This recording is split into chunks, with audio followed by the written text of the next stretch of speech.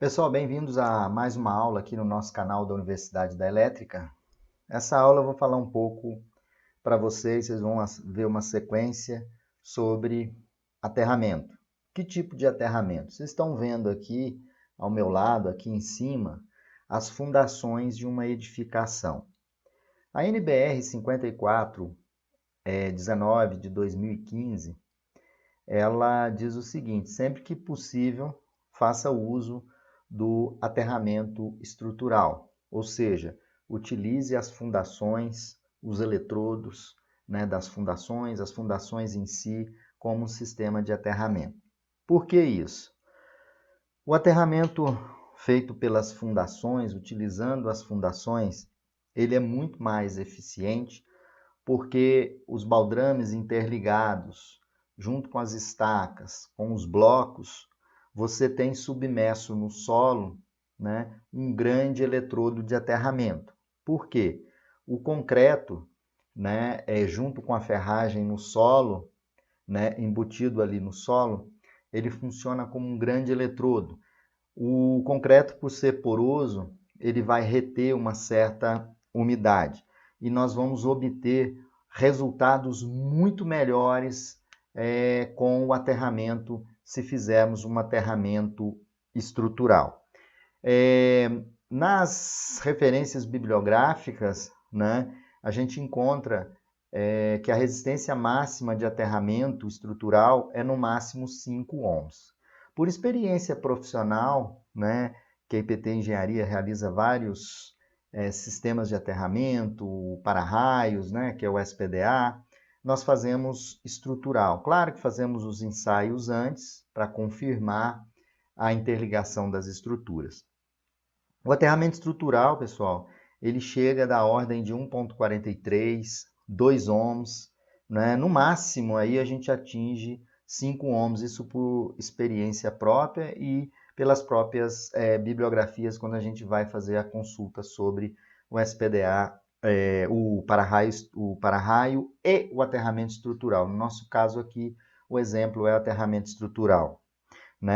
As estacas dos prédios são muito profundas, e aí a gente faz uso das armaduras, por exemplo, submerso no solo como aterramento. É o aterramento que fica aí, vocês estão vendo as estruturas aqui, é o aterramento que fica para vocês, sempre quando for executar um trabalho, sempre procurar, e a norma incentiva o uso do aterramento estrutural. Veja na sequência algumas características técnicas de tudo isso que eu estou comentando com vocês. Primeiramente,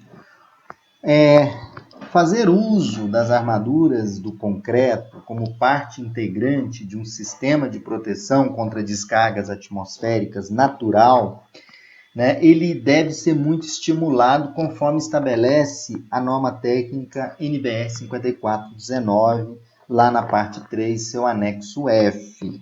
Então, ela especifica que o projetista deve partir do princípio de um projeto estrutural. As fundações, elas passaram a ser utilizadas como elementos de aterramento e para-raio na década de 1960. Isso na Alemanha. Então, na Alemanha, o uso do SPDA estrutural, o aterramento estrutural também, ele data de 1960. Nas fundações, o eletrodo de aterramento ou as fundações, elas não se acham, ou não se acham em contato direto com a terra.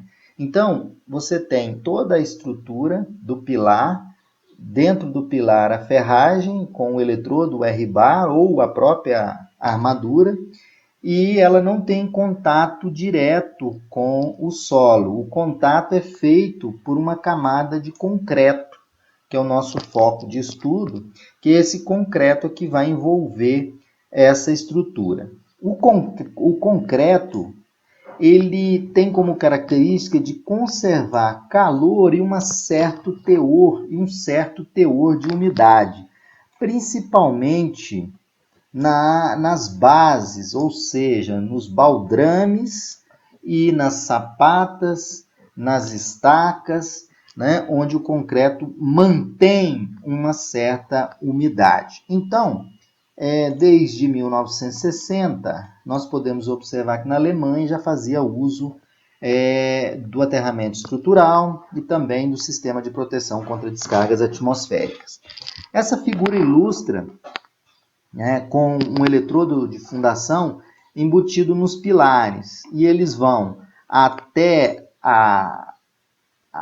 o pilar lá embaixo. O contato desses eletrodos, ele é feito com o solo, ele é feito por meio do concreto, como eu comentei. Então, esse concreto, ele vai ajudar, porque ele vai ter um certo teor de umidade, né, e mantém um determinado nível de calor.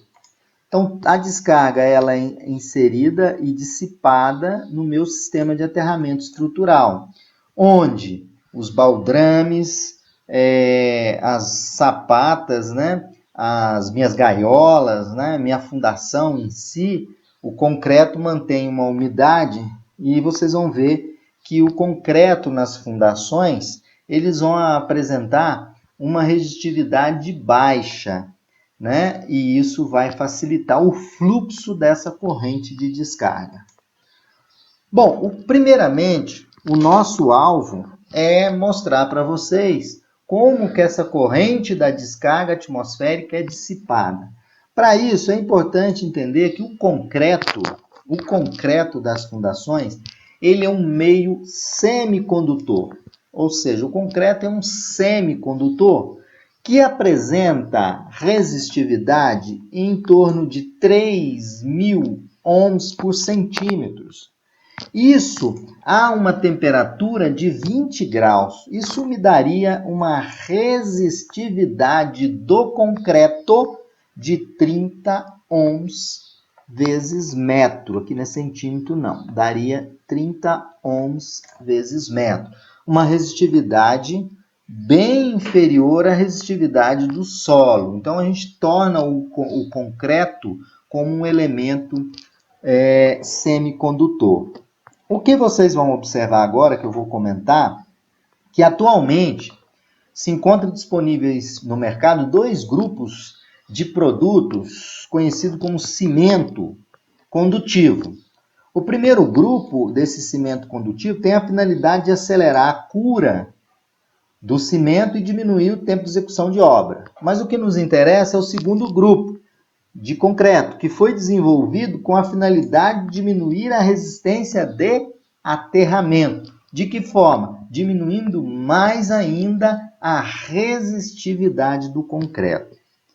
Nesse caso, a gente diz que a resistividade chega a apresentar valores da ordem, para esse grupo de concreto, da ordem de 20 ohms por metro, ou 20 ohms por centímetro, ou 0,2 ohms por metro, ou seja, uma resistividade bem baixa. Corrigindo, quando aqui é 0,2 é por metro, tá?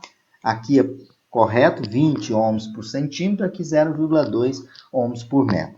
Então, nós temos os pilares que são utilizados como descidas, nós temos aqui o bloco de coroamento, né, um buraco, vocês vão ver na figura que é feita, e aqui a gente tem toda a ferragem, e aqui a gente tem a estaca, né, a estaca ela vem, e junto na estaca ali o concreto envolvendo, e aqui embaixo nós temos o tubulão.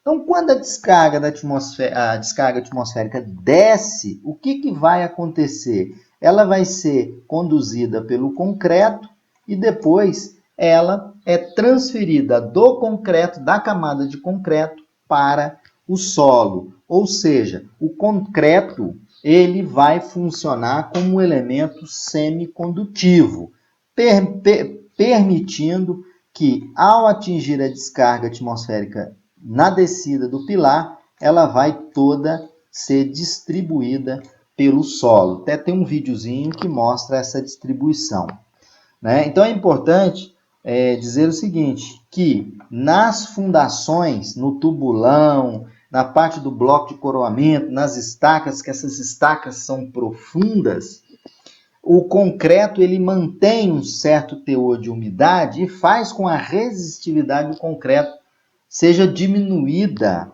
né? E se a gente fizer uso do segundo grupo de concretos, são aqueles concretos que apresentam baixa resistência de aterramento, né? Ele vai ter resistência em torno de 20 ohms por centímetro ou 0,2 ohms por metro.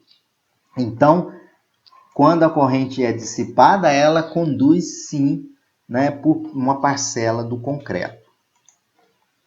Bom, no aterramento estrutural, eu já comentei que as fundações elas permanecem lá no subsolo úmidas, né? E a massa de concreto ela vai apresentar uma resistividade semelhante à resistividade de um solo, pessoal, de um solo de resistividade média a baixa. Né? Na prática americana, da norma americana, atribui-se ao concreto das fundações, né, onde toda descarga vai ser dissipada, a norma americana considera o concreto com uma resistividade em torno de 30 ohms vezes metro. Já na prática da norma alemã, no entanto, ela aponta valores da resistividade das fundações, onde mantém uma certa umidade, entre 120 e 500 ohms vezes metro. O concreto, ele é tido como um elemento suficiente condutor no aterramento. Então, no aterramento, o concreto, ele é tido como condutor. Então, quando você tem, por exemplo, uma descarga, né, esse elemento aqui que tem as ferragens, né, que nós temos a estaca, depois aqui embaixo o tubulão, isso aqui não tem, as ferragens não têm contato direto com o solo. O contato é feito pela camada de concreto, que quando a descarga atinge, ela é transferida para o solo. Aqui vocês podem ver o bloco de coroamento aqui, e aqui no meio a estaca. E aqui, olha, os baldrames. Isso tudo fica em contato com o solo e mantém uma certa umidade. Isso faz, né, com que a resistividade do concreto nas fundações ele seja da ordem de resistividade média para baixa, como eu mostrei anteriormente. Então, a corrente, parcela dessa corrente, vai circular pelo concreto. Bom, ainda falando um pouco do aterramento estrutural, o concreto ele apresenta grãos de areia, né, e blocos de brita, né? Ambos apresentam uma alta resistência, né, e faz com que a corrente circule apenas pela massa úmida do cimento, né? E a gente sabe que os elementos da armadura, a ferragem, né, mais os periféricos da edificação, eles são efetivos, ou seja, eles servem como condutores da corrente em caso de descarga. O que seria isso? Quando a descarga atinge, ela vai distribuir pela ferragem, né?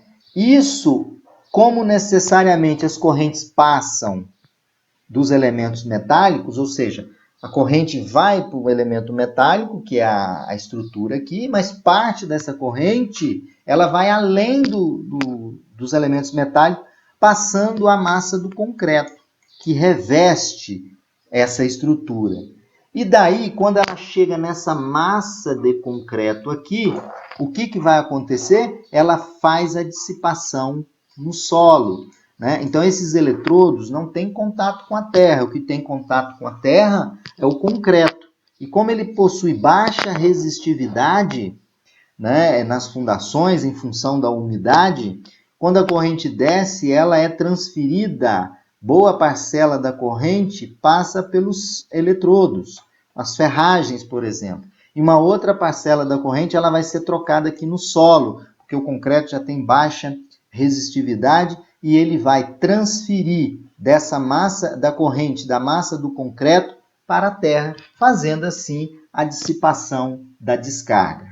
Né? Então, pessoal, é muito importante, né, quando você tem um SPDA estrutural, né, quando a descarga atinge a estrutura, né, ela vai fluir pelo pilar, né, descendo pelo pilar, e quando chega nas fundações, ela faz a dissipação. Por quê? as fundações, o concreto mantém uma certa umidade, apresentando uma resistividade muito baixa, vocês podem ter observado, em torno de 30 ohms por metro, no caso da norma americana. E essa dissipação dessa corrente da descarga é feita do concreto para o solo, como eu tinha comentado com vocês.